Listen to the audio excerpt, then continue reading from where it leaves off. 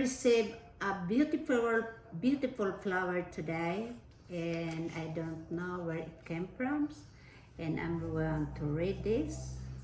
Oh, hi Ate Lily.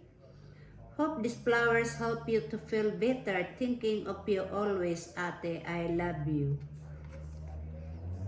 So, I think this is from Wendy Lambert. She doesn't put her name, but she always call me Ate Lily. So, Wendy Lambert, thank you very much from a nice bouquet of flowers. Yeah, thank you so much. I really love it. Yes, thank you.